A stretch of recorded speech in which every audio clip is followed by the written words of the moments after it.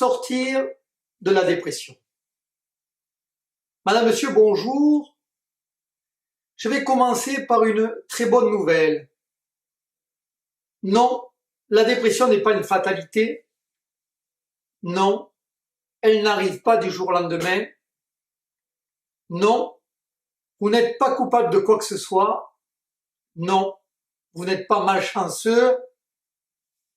Vous êtes juste victime de votre histoire.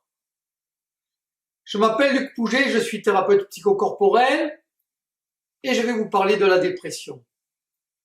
Pour répondre à cette question, nous allons d'abord regarder comment nous nous sommes construits. Un enfant a besoin de deux choses principales pour bien grandir. De la chaleur d'une mère et de la valorisation d'un père. Pouvez-vous déjà vous demander si vous avez reçu cela? Rassurez-vous, il y a de grandes chances que bon nombre d'entre vous ne l'aient pas reçu. Ensuite, il est important de comprendre que nous n'avons pas eu le choix. Nous avons dû nous adapter pour être aimés.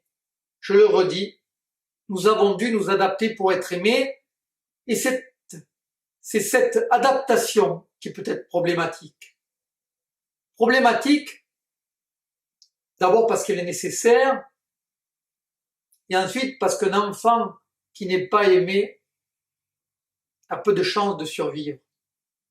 Alors nous allons faire tout notre possible pour recevoir cet amour. L'aurons-nous pour autant? Loin s'en faut. Comment allons-nous le chercher? 3 voies vont s'offrir à nous. La première sera de devenir exactement ce que nos parents souhaitaient, ce qui veut dire que des parents qui souhaitent fortement que leur enfant soit sage risquent de produire un adulte qui restera sage toute sa vie, ne prendra pas la parole, sera transparent, invisible, n'osera pas, etc., etc. Ce sont bien sûr des interdits plus ou moins conscients. La seconde voie sera de ne pas répondre à une demande des parents, mais à un contrat plus ou moins conscient que nous allons nous fixer. C'est nous qui penserons qu'avec une certaine attitude, nous serons aimés d'eux. Si je crois que c'est à moi de prendre soin de ma mère parce que mon père est mort, alors il y a de grandes chances que jamais je ne m'engage dans une relation parce que mon contrat inconscient sera de protéger ma mère, de ne pas l'abandonner et donc toujours inconsciemment, sans savoir pourquoi, je pourrais saboter mes relations pour ne jamais m'engager. C'est un exemple, mais il peut y en avoir tout un tas d'autres. C'est ce que j'appelle les contrats inconscients. Une troisième voie, la plus étonnante des 3 d'ailleurs, est de devenir l'inverse de ce que nos parents peuvent souhaiter. Soit pour leur exprimer notre colère et désapprobation, soit pour qu'ils nous voient en fait. Si un parent demande à son enfant d'être sage, celui-ci pourra alors devenir un incroyable et incompréhensible petit diable. Il est donc très important de comprendre cette construction, car c'est elle qui va décider de notre bien-être ou mal-être. La deuxième chose à comprendre, c'est que si nous avons été obligés en étant enfants de nous adapter pour être aimés, maintenant que nous sommes grands, nous avons la possibilité de faire autrement. C'est un point essentiel de notre déconditionnement.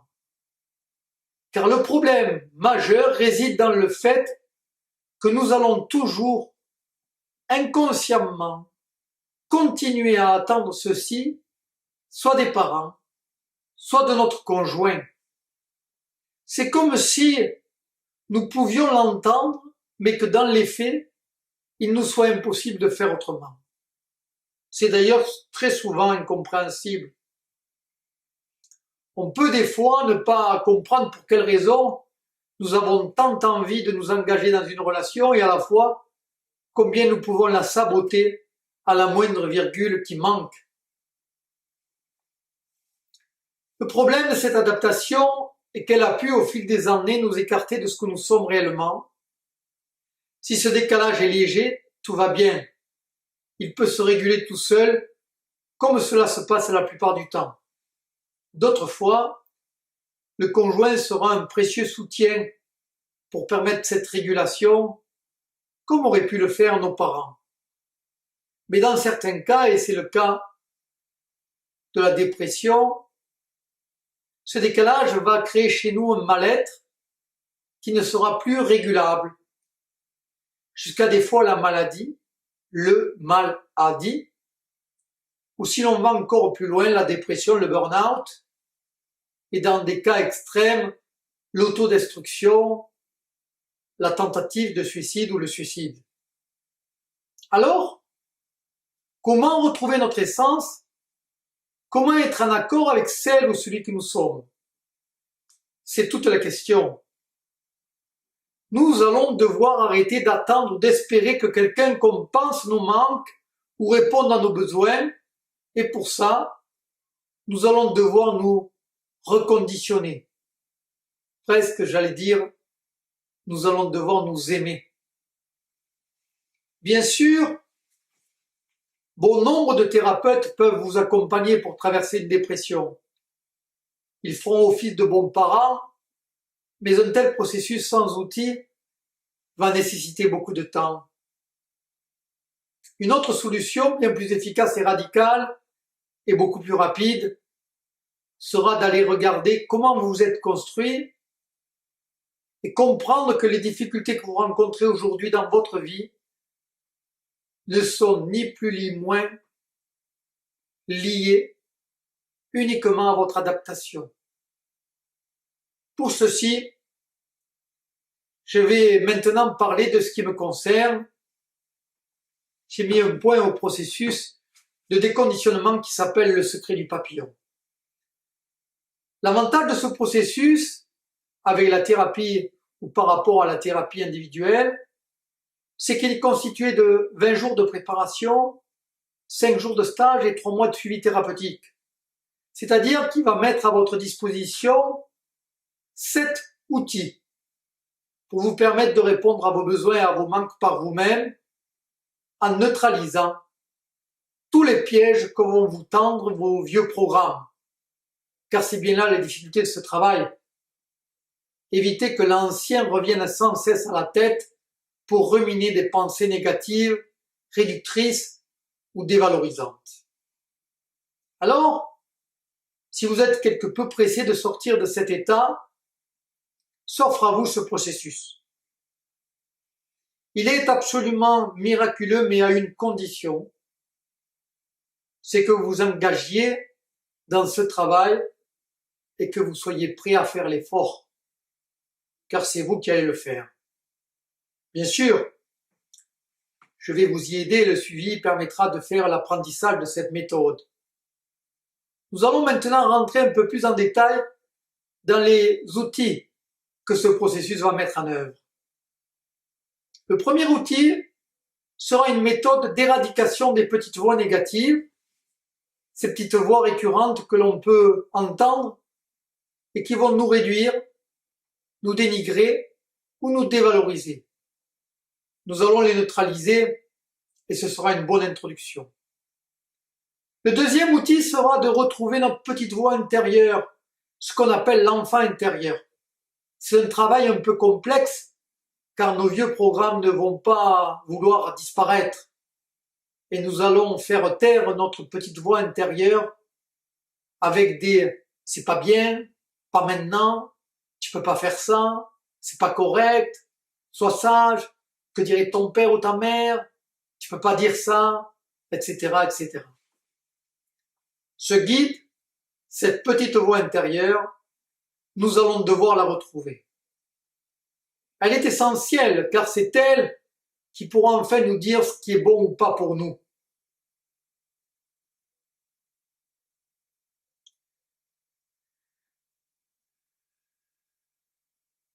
Car que se passe-t-il si nous ne savons pas ce qui est bon ou pas pour nous? Eh bien, c'est très simple. Nous allons donner à l'autre le pouvoir de choisir à notre place. Nous allons alimenter notre dépendance affective et quelquefois, nous allons pouvoir nous perdre, être incapables de choisir. Pour choisir, nous devons d'abord nous consulter pour savoir ce qui va être bon pour nous ou pas, et nous aurons besoin de recevoir une réponse claire.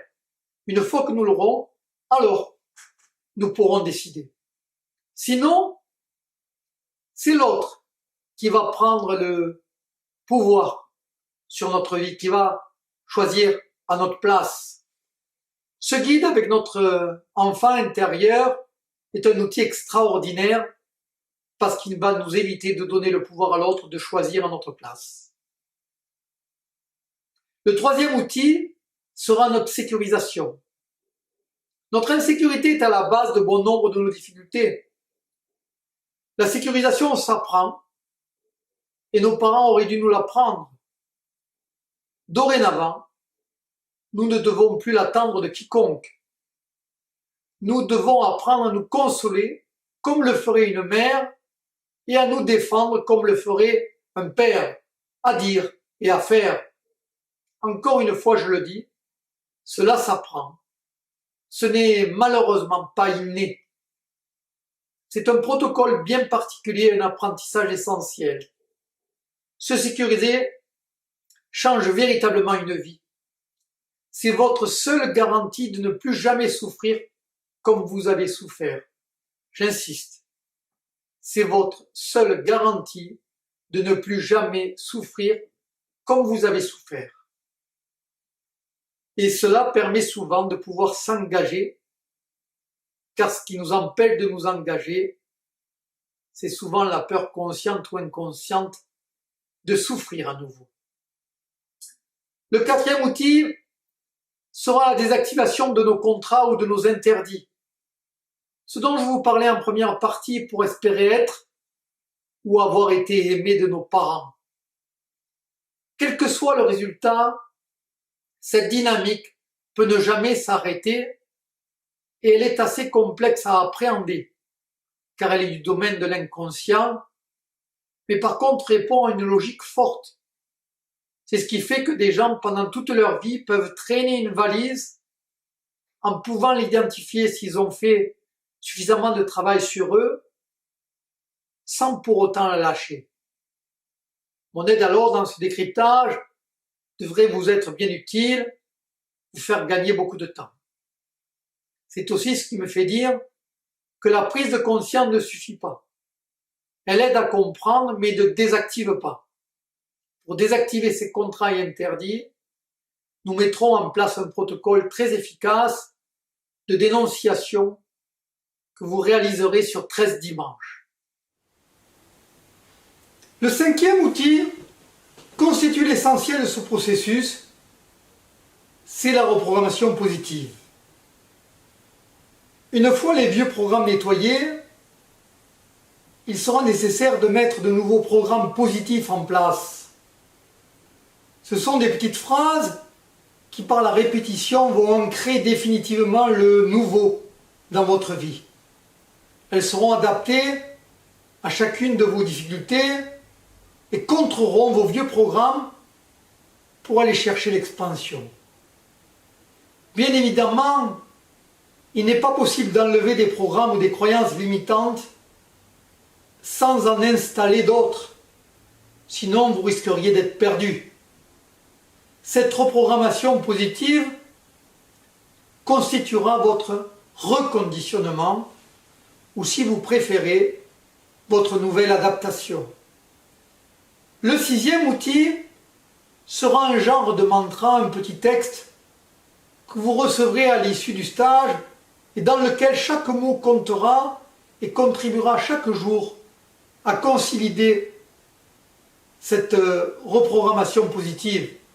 C'est une sorte de super ancrage. Ce sera un petit texte à dire et à redire. Le dernier outil sera un suivi thérapeutique pendant 3 mois afin de superviser l'intégration de votre processus et de perfectionner l'apprentissement pour vous conduire à une autonomie thérapeutique. Bien sûr, il m'est difficile de vanter ce processus puisque je l'ai créé et que je le conduis, mais il est un formidable espoir pour tous ceux qui souffrent de cette dépression qui des fois n'en finit pas. Vous avez aussi bien compris que ce processus ne peut être efficace que si vous faites l'effort de cet apprentissage et de cette mise en main de ces 7 outils.